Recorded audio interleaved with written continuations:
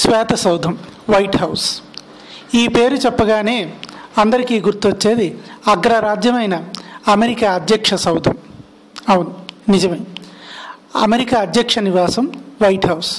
మరి ఆ వైట్ హౌస్లో ఒక ఆత్మ తిరుగుతోందని చాలా రోజులుగా ప్రచారంలో ఉంది. అమెరికా అధ్యక్ష భవనమైన వైట్ హౌస్ 100 సంవత్సరాల క్రితం నిర్మించబడినది. ఎంతో ఆకర్షణీయంగా ఉండే ఈ వైట్ హౌస్లో హంగు ఆర్భాటాలకి ఏ లోటు ఉండదు. ప్రపంచ పెద్దన్న అమెరికా అధ్యక్షుడు నివాసం అంటే భూతల స్వర్గంగా ఉంటుంది. మరి ఆ స్వర్గంలో ఎంతోమంది అధినేతలు కొలువు తీరారు.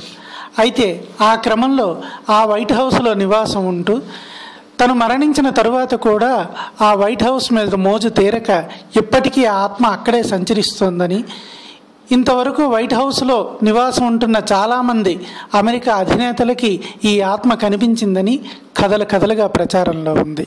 అయితే ఇంతకీ ఎవరిదా ఆత్మ? Abraham Lincoln. ఒక కట్లె కట్టుకునే వ్యక్తి ప్రపంచ పెద్దన్న అయిన అమెరికా దేశ అధినేత అయ్యారు.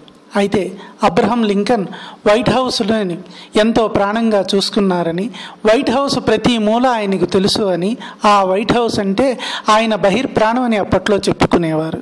అయితే అబ్రహం లింకన్ మరణానంతరం కూడా ఆయన ఆత్మ ఇప్పటికీ వైట్ హౌస్లో తిరుగుతోందని, చాలామంది అధ్యక్షులకు అబ్రహం లింకన్ ఇప్పటికీ కనిపిస్తూ ఉంటారు అంటూ అమెరికాలో విస్తృతంగా ప్రచారంలో ఉంది.